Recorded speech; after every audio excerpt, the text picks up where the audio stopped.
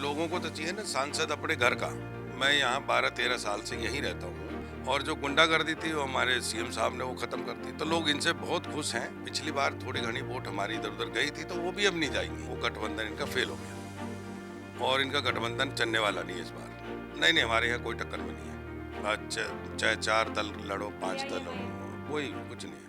तो जब बात अमरोहा की सियासत की आती है, अमरोहा का सियासी मिजाज बेहद दिलचस्प होता नजर आता है। कांटे की टक्कर जो है वो देखी जा रही है। मेरे साथ में इस समय बीजेपी के प्रत्याशी चौधरी तंवर जी इस समय हमारे साथ में हैं। सर, आपको क्या लग रहा है इस बार आपके लिए चुनाव कैसा है? चुनाव बहुत अच्छा है और इस बार जो है माननीय मोदी जी का जो विकास के काम थे, जो बहुत काम किया है सरकार ने, माननीय मोदी जी की सरकार ने, उत्तर प्रदेश में हमारी योगी जी की सरकार ने, तो लोग उस विकास के कारण से बहुत खुश हैं। उसमें कोई जातिवाद की बात नहीं है। यहाँ तो पूरा एक तरफा माहौल है। एक तरफा हाँ माहौल जी। है।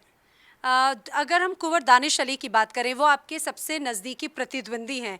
आपको लग रहा है इस बार आप उन्हें कांटे की टक्कर में मानते हैं? नहीं, मैं नहीं मानता, क्योंकि उनका आजकल आपने देखा होगा उनका रोज विरोध होता है यहाँ। वो 5 साल यहाँ पहले जीत के गए, ना उनका यहाँ कोई ऑफिस है, ना उनका यहाँ पर घर है। किसी को आज तक उन्होंने चाय से, पानी से, कभी किसी लोगों से मिलते ही नहीं, तो लोग क्यों वोट देंगे? भाई लोगों को तो चाहिए ना सांसद अपने घर का। मैं यहाँ 12-13 साल से यहीं रहता हूँ। कोविड में, जब कोविड था, जब वो यहाँ नहीं था, मैं तो एमपी नहीं था, वही एमपी थे, लेकिन कोविड के टाइम में भी मैं यहाँ रहा। 5 साल से यहीं लोगों की सेवा करता रहा। जब देश के ऊपर इतनी बड़ी विपदा आई थी, इतनी बड़ी आफत आई थी, और उस टाइम भी मैंने यहाँ पूरा वक्त दिया।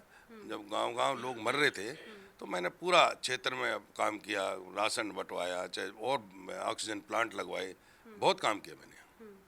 ऐसी कोई 5 खास मुद्दे, 5 खास वजह जो आप जिन मुद्दों को लेकर जनता के बीच में जा रहे हैं, क्या वादे हैं और क्या मुद्दे हैं आपके? ये वादे, सबसे बड़े वादे तो है माननीय मोदी जी ने जो विकास के काम किए हैं हमारे क्षेत्र में। वो यहाँ बिजली नहीं थी पूरे इलाके में, जो हमारे गंगा के क्षेत्र हैं, और आज यहाँ रोड, पानी, बिजली, जितनी भी लोगों की समस्याएं वो ज़्यादातर हल होगी। और जो गुंडागर्दी थी वो हमारे सीएम साहब ने वो ख़त्म कर दी, तो लोग इनसे बहुत खुश हैं। और जो मुद्दे हैं यहाँ, मेन मुद्दे कुछ नहीं है। यहाँ तो जो मुद्दे लोगों के थे, गुंडागर्दी थी, वो आज गुंडागर्दी है नहीं, तो लोग, हमारी बहन बेटियां सड़कों पे घूमें, कहीं जाए, किसी को कोई डर नहीं लगता। अब क्योंकि आप, चूंकि अब आपका गठबंधन है आरएलडी के साथ में, आपको ऐसा लग रहा है कि इस बार आरएलडी और बीजेपी का गठबंधन अमरोहा में आपको एक बड़ी जीत की तरफ लेकर जाएगा? क्योंकि 2019 के अगर हम चुनावों की बात करें, तो जिस तरह से मार्जिन था वोटों का दानिश अली और आपके बीच में, वो बहुत ज़्यादा वोटों का मार्जिन नहीं था। आपको लग रहा है कि इस बार वो मार्जिन जो है अलग तस्वीर होगी? मैं तो जैन जी को भी धन्यवाद देता हूँ। चौधरी जैन जी ने जो काम ये किया है, और माननीय मोदी जी को एक सपोर्ट दिया है कि भाई मेरा समाज पूरा आपके साथ खड़ा है।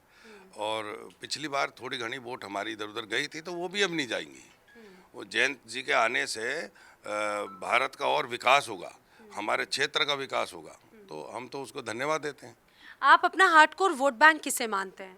मेरे यहाँ तो सभी हमारे भारतीय जनता पार्टी के वोटर हैं, किसी भी समाज को, हर समाज, चाहे कोई समाज हो, सभी समाज के धर्म के लोग यहाँ रहते हैं अमरोहा में, और सभी भारतीय जनता पार्टी के साथ हैं, और सभी मोदी जी के दीवाने हैं, योगी जी के दीवाने हैं।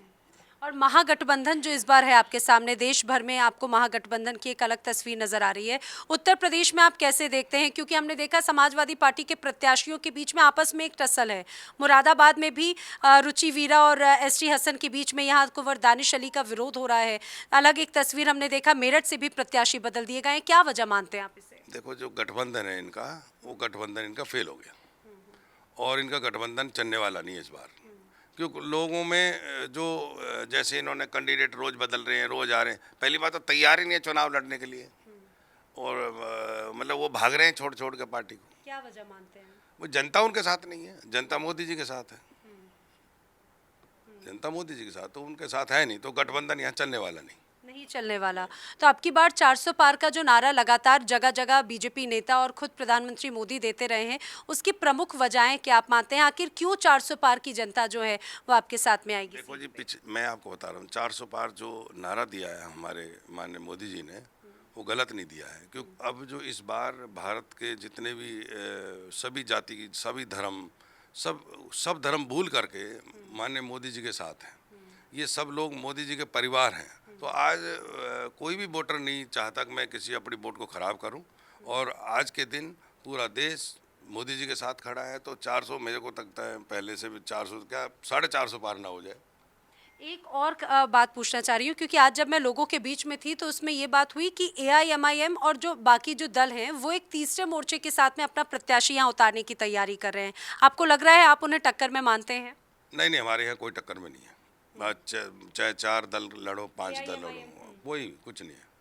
कुछ नहीं है यहाँ तो सिवा मोदी जी हैं और भारतीय जनता पार्टी है और योगी जी है। तो आप अपनी जीत को लेकर आश्वस्त हैं? बिल्कुल हाँ जी, हाँ जी। बहुत बहुत धन्यवाद हमसे जुड़ने के लिए। देखिए, बीजेपी प्रत्याशी अपनी जीत को लेकर आश्वस्त हैं। उनका कहना है 400 पार का जो नारा है वो सिर्फ नारा नहीं है, वो वाकई में जनता उनके साथ में आएगी। लेकिन अमरोहा की जनता बहुत अपने मुद्दों को लेकर जागरूक है। वो किन मुद्दों को किन मुद्दों के जरिए वोट डालती है और किसे वहां तक, सदन तक, संसद तक पहुंचाएगी, ये आने वाला वक्त बताएगा। वीडियो जर्नलिस्ट कृपाल सिंह नेगी के साथ नैना यादव, अमरोहा।